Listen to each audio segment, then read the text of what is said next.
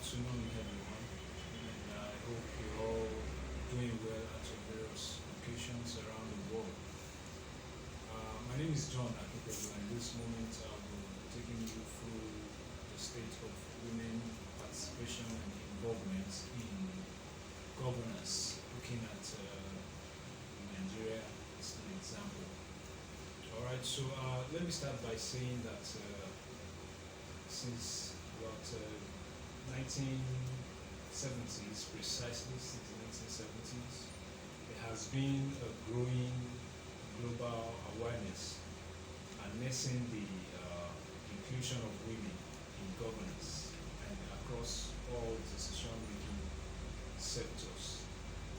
This this is like trying to provide equal access to public and economic opportunities to both men and women, and therefore it is vital to accomplishing a more sustainable economy and also to improve national well-being. All right, 1970s, I said the other time, there was a woman called Esther Boswell who challenged the notion that women are passive beneficiaries of government policies and other institutions, like they don't have any active role to play, to just benefit. And this woman came up with a book titled Roles of Women in Development. And since then, there has been a lot of initiatives, efforts put together for gender equality as a tool to come up with sustainable society as far as governance is concerned. All right. If we look at the case in Nigeria, as at 2019, when the list of ministerial appointees, the list was released, out of 43 nominees, only about 7 women made this particular list, which positions Nigeria at 122nd out of 144 countries reported in the Global Gender Gap report of 2017. And looking at the global gender gap, across the world, there is a move to increase women inclusion from a level of 4% to at least 30%. And presently, Nigeria is just having about 6.7% of women in governance, despite the fact that women are occupying about half of the total population, having about 101 million plus. And you see that this calls for their representation at the level where policies are being made, where decisions are being made. Because if we are making decisions, making policies that will affect everyone, definitely there has to be equal representation of both genders there, so that it will benefit all. So as a way of admonishing, I am calling on all women out there to see voting as their right. It is a right that they have. They have the right to vote and the right to be voted for. So it is very important that they come out for representation. They come out either to vote or to be voted for. And let me say that governance or electoral processes is not a one-day thing. It is something that starts and continues. So even if you are thinking you coming out now, you may not have vote, it still doesn't mean that people don't recognize you. Failure, they say, is not a barrier. It is only those who chose not to proceed that failed. So, if you have come out before and then you see that probably you don't have supporters, I tell you, supporters that you are looking for, they are waiting for you to come out. And those that are out already, we are also going to support you. And please, if you are a man listening to this, watching this, tell the women around you that they should speak out. If you are a woman, tell other women to speak out. Because women participation in governance begins with every woman who speaks out. Thank you.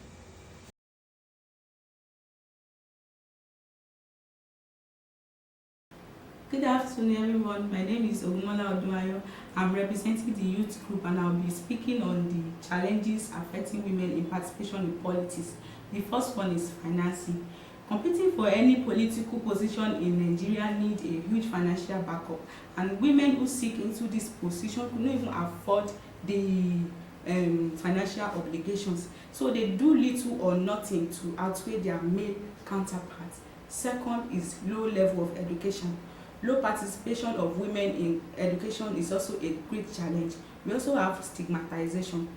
Following the way politics is being played in Nigeria, it is perceived that it is for people who doesn't even have regard for human rights, and women who venture in politics in this area are seen as a shameless person or promiscuous person.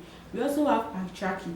In this process, it is referred to the society which is being ruled and dominated by men over women, which in turn has given rise to women being looked as a merely household wives and non-partisan in decision making in household. Not to talk of coming out to vote or in any political position. We also have religion and cultural barriers. We have both Christianity and Islam doesn't accord for any women in public life, but there are some cultures that we can obtain in some cultures that women will be submissive to man or anything. We also have political violence. We have meeting schedule. This is the time schedule for any meeting. If it may be for pre-election meeting or post-election meeting, and sometimes this can look odd and not conducive for the women to take care of their family. The slated time for the meeting it is expected for women to take care of their family and children. Thank you.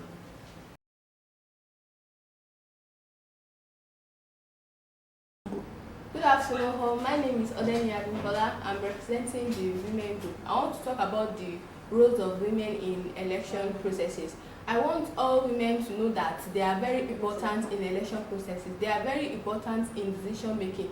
They are very important in leadership positions. A lot of women have all the quality to become leader. They have all the quality to be in politics, but because of traditions, because of cultural influences, they've already hide and limit their potentials. So I want all women should come out and vote and show forth their worth. We all know that anywhere women is, there will always be a solutions. Anywhere women is, there will always be light. We are pillars. We are pillars of the world. We are pillars of our home. A woman can make a decision, and that decision will go a long way. That decision will affect a lot of people. Someone once said that give a man a huge sum of money, and the first thing he will think of is to buy a car or a house. But give a woman the money, he is going to use it and plan how to make use of it effectively. So I want all women should come out. They should not let religion to limit them. They should not let culture or community influence to limit them to come out and show forth their worth. Thank you. My name is Ojo Pisboluatife. I'm representing the youth group. So I'm talking about the way forward to women participating in politics. One of the way forward that I think that is the most essential one is educating girl child. Educating girl child will go a long way in motivating people to participate in politics, because who will allow a person that is illiterate to govern or rule the state? And moreover, the NGO should focus on indoor meeting of people, because many people don't have access to radios, to television. So we go and tell them, we women can do this. This is our right to vote and be voted for. And Yoruba do say, "Omo to ba shipa ni iya egbe," for the non-Yoruba speakers. It means that a child that opened the hand for the mother is the one that they will carry. In the sense that when we women don't have the boldness to go outside to participate in politics, who will support us? Where will women be supporting women? Where will people come hands in hands to support each other? Because we all have to have the boldness to come out like Margaret Ekpo did. Then Margaret Ekpo became a woman activist, the first political pioneer in politics. Which she came out, she bring women out. The boldness actually helped her. Sorry. Like Margaret Ekpo did. She came out, the boldness actually helped her for people to support her, because when we don't have the boldness to come out ourselves, how will people support us? When will people support us, and how will people support us? In conclusion, I know, you know, and we all know that when women participate in politics, we are builder, not breaker. So we are going to lift up the political reign to higher ground. Thank you.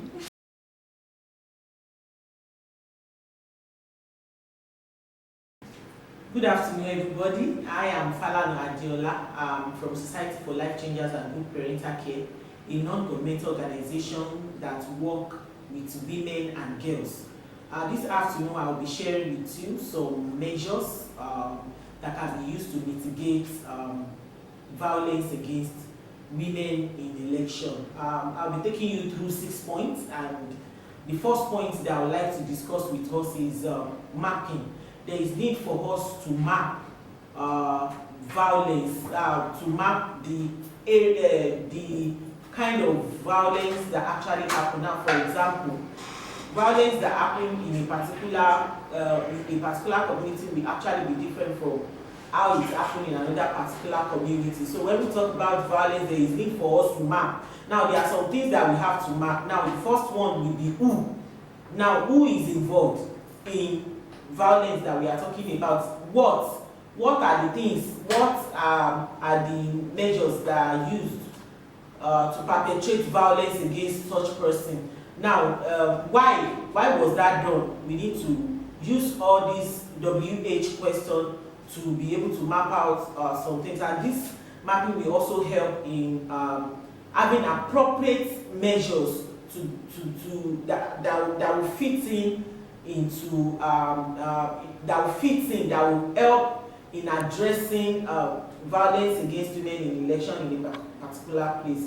Now, another thing that we have to do is to integrate violence monitoring into election observing. Now, we have so many agencies, NGOs that are involved in election monitoring. Now, there is need for us to incorporate violence monitoring into it also. While monitoring other things like rigging and all that, let's also look for the rate of violence against women in a particular setting. This will help us to be able to map out hotspots where these things happen, and so we can concentrate on them. Because when you talk about intervention, there is no how you can involve the whole community in an intervention. There is need for us to be able to identify some specific spots that actually need the intervention more. So this is going to be helping in that aspect. Then there is need for us to reform to have legal and policy reform. Now, there are so many policies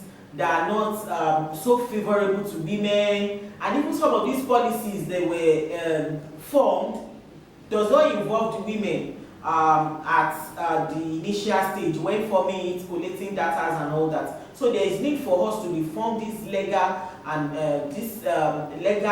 policy, because it's actually very important and key in eliminating violence against women in election. And these policies that are going to be reformed must be speaking towards reporting and as well as addressing. Now, when you report, what happens? So this also must be part of the policy that we are talking about. That is, and also feedback mechanism must also be incorporated into this. Now, the person that is a survivor of violence against, is a survivor of violence in election. Okay, what happens to the person afterwards?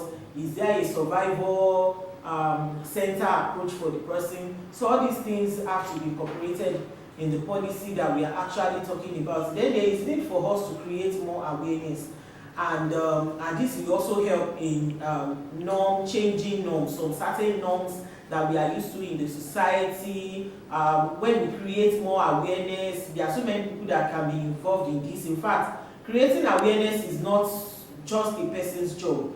It is what everybody, I mean everybody, you have one role or the other to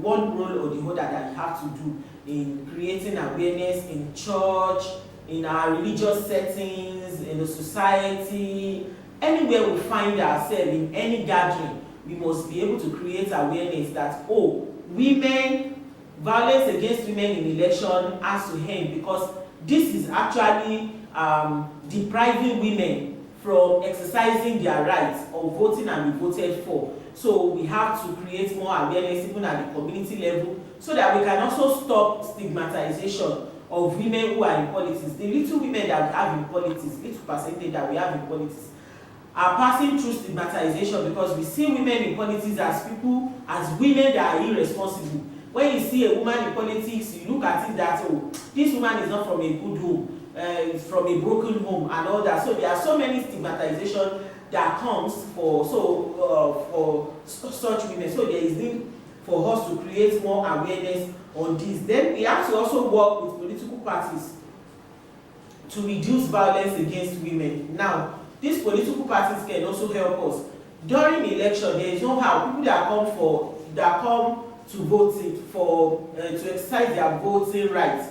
At least I can say more than 50% of them belongs to one party or the other. So by the time, if political parties are involved in these mitigating measures, they will be able to pass this to their followers and say, oh, women, allow them to participate.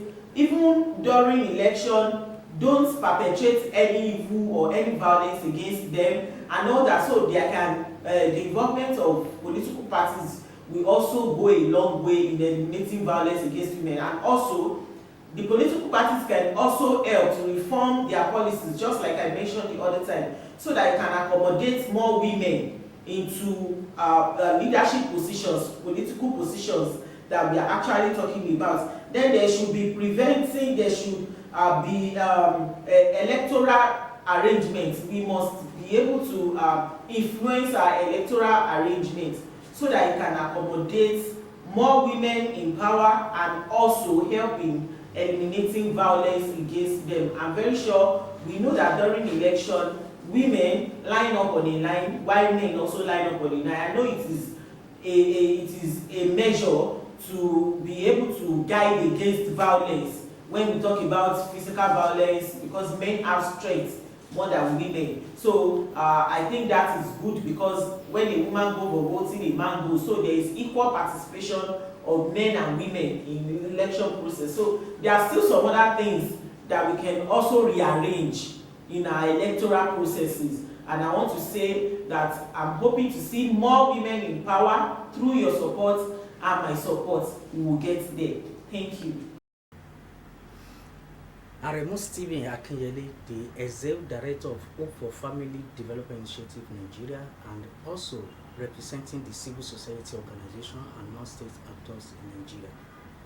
When we are talking about issue of the challenges that the woman is facing in politics, the first thing is that the issue of the law and the policy and the constitution by the political party is not encouraging the women to come out and participate in politics. Particularly, most of the policy that they have already made, is men that make it for them. Women are not involved. And one thing is that when they are talking about women involvement, they are the one they're supposed to be doing the policy for themselves, not men do for them. And that's the reason why that most of the challenges that the women is facing now when you talk of issue of the politics, the law, policy, and code of conduct from the political party is one of the issue that they are facing. And that's the reason why that all the women are not able to come out from the community and all this, in which I know that my colleagues also have already said a lot about issue of women, the challenges they are facing in various aspects of their life. And another thing is that they need the law need to be friendly with them, for them to make sure that they come out and vote and participate in election, in any form of the election period or anything, to try as much as possible to make sure that they are participating as a role of civil society organization, particularly non-state actors. Because when you are talking of the non-state actors, it's come across the non-government organization, faith-based organization, community-based organization, all the associations and everybody, include the development partner. Their role, one of their role is to let people know, to let the women know in the area of awareness, for them to know that okay, that they need to really come out, for them to participate in election process. And when we are talking about participation, because one thing is that we discover is that most of the women, they don't know, and they always say that my people are perished because of a lack of knowledge. And anything that women know, then they can fight it for their right, and they can make sure that they really come out in boldness to participate in election process. Another role that civil society can play in the area of capacity building for women is very, very important, because one of the things that men are using against the women is because they can't, the majority of them, they don't have the capacity. And those one they have the capacity, the men, they are not creating a good environment for them to make sure that they really come out. And as a civil society organization, as non-state actors, you need to really build the capacity of the women for them to able to really participate well in election process.